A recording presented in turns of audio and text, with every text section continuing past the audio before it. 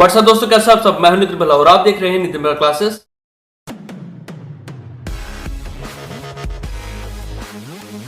दोस्तों आज हम बात करेंगे सिक्योरिटी लॉ की। सिक्योरिटी के लॉ का एग्जाम जो है अब आपका आने वाला है, जो कि कल है, और आपका अकाउंट्स एंड ऑडिट हो चुका है। ऑलमोस्ट सारे एग्जाम निकल चुके हैं।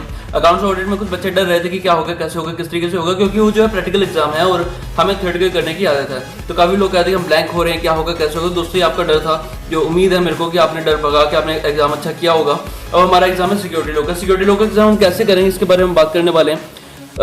सिंपल है दोस्तों, सिक्योरिटी लॉ की अपनी कुछ टर्म्स हैं जो बहुत इंपॉर्टेंट है, और क्वेश्चन में हमारा जो इंस्टीट्यूट है वो यही मांगता है कि हम उनकी टर्म्स यूज करें।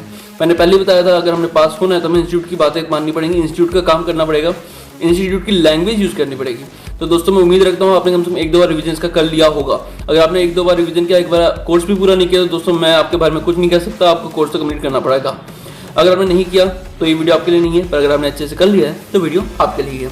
हमने कैसे करना है, सिंपल। सबसे पहले आप अपना कंसेप्ट रजिस्टर या फिर अपना वो शॉर्ट नोट्स पकड़िए जो आपने बनाए होंगे। अगर आपने कोचिंग ली है तो कॉन्सेप्ट रजिस्टर, अगर आपने सेल्फ स्टडी की है तो शॉर्ट नोट्स, दोनों को आप पकड़िए, जो भी इनमें से आपके पास है।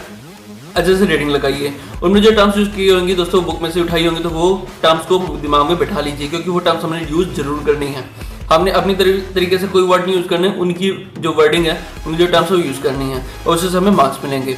दोस्तों जब एक बार कंसेप्ट रजिस्टर या शॉर्ट नोट्स आप अच्छे से पढ़ लेंगे, उसके बाद आपके पास जो टाइम बचेगा वो टाइम लगाए आप स्कैनर में। स्कैनर में इसलिए स्पेशली कह रहा हूँ क्योंकि जो क्वेश्चंस हैं, मैंने कहा उनकी डिमांड होती है इंस्टीट्यूट की टर्म्स, और जो स्कैनर होता है उसमें सोल्यूशन चाहे गलत हो, सही हो, जो भी हो, उससे आपको आइडिया हो जाएगा कि किस तरीके से हमने आंसर लिखना है, किस तरीके से आंसर हमने फ्रेम करना है, क्योंकि उसमें जो टर्म्स यूज की गई होंगी वो टर्म जो है इंस्टीट्यूट की गई होंगी और जो इंस्टीट्यूट मांगता है।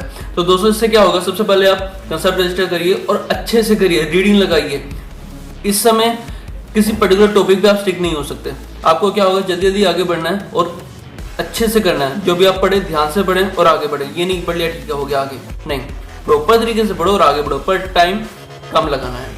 और वो किस तरीके से एडजस्ट करेंगे आपको देखना पड़ेगा, आप किस तरीके से एडजस्ट कर सकते हो। क्योंकि कोई सपोज करो कोई टॉपिक है जो आपको समझ नहीं आ रहा है, उस पर बहुत ज़्यादा टाइम मत लगाइएगा। अगर उस पर आप बहुत ज़्यादा टाइम लगाते हैं तो आपका टाइम वेस्ट हो जाएगा, ठीक है, कोई यूटिलाइज नहीं होगा, वो टाइम वेस्ट हो जाएगा। तो इसलिए आप इस तरीके से ना करें। आप टाइम बांध लें कि इस टॉपिक में मैंने इतनी देर में करना है, उस तरीके से रिवाइज करें, कोई शेड्यूल बना लें, उसके अकॉर्डिंग कंसेप्ट रजिस्टर जो है पढ़िए। उसके बाद आपने जो है स्कैनर जरूर करना है। उसके आंसर प्रॉपर कॉपी नहीं करने, गलत हो सकते हैं, बट हाँ उससे आपने फ्रेमिंग देखने की उन्होंने आंसर किस तरीके से लिखे हैं, जो हमें मार्क्स दिलाएगी।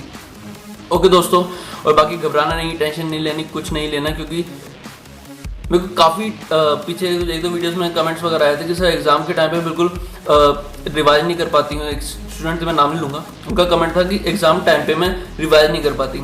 अगर मेरे को 100% जो करना होता है 100% ना करके 50-40% में ही रुक जाती हूँ, और पता नहीं क्या दिक्कत है, क्या चीज़ मेरे को रोकती, मैं आगे नहीं बढ़ पाती। तो दोस्तों इसका एक ही सोल्यूशन है, ये चीज़ आपकी डर। आपको डर लग रहा है, एग्जाम का टेंशन है कि क्या होगा, कैसे होगा। दोस्तों टेंशन लेके कुछ नहीं होने वाला, टेंशन से क्या होगा। अगर आप डर लगना जेन्युइन है, नेचुरल है, आपको बिल्कुल लगेगा। मैं ये नहीं कहता आप डरते नहीं हो या मैं नहीं डरता, डर बिल्कुल लगेगा, बट हाँ उस डर को कैसे काबू करना है ये आपके ऊपर है। आप अपने अंदर पॉजिटिव सोच लेके आइए, पॉजिटिव थिंग लेके आइए। आप अपने दिमाग में ये रखिए जो मैंने पढ़ लिया है अच्छे से पढ़ें, और वो क्वेश्चन आएगा तो मैं गलत नहीं करूँगी या करूँगा। इस तरीके की सोच रखिए, पॉजिटिव रहिए, नेगेटिव लोगों से दूर रहिए।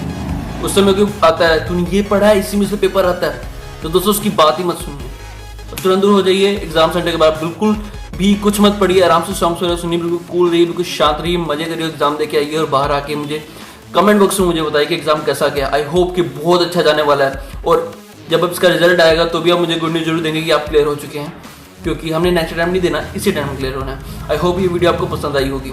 दोस्तों इस तरह की वीडियोस मैं आपके लिए लाता रहता हूँ, और ये मेरी लास्ट वीडियो है क्योंकि सिक्योरिटी लॉ का एग्जाम आपका लास्ट है, और ये सीरीज यहीं पे खत्म होती है। बाकी आप इसके ऊपर मुझे व्यूज अपने वीडियोस इस कमेंट बॉक्स में मुझे दे सकते हैं। ओके दोस्तों, till then all the best, give your best, God will save the rest. जय हिंद।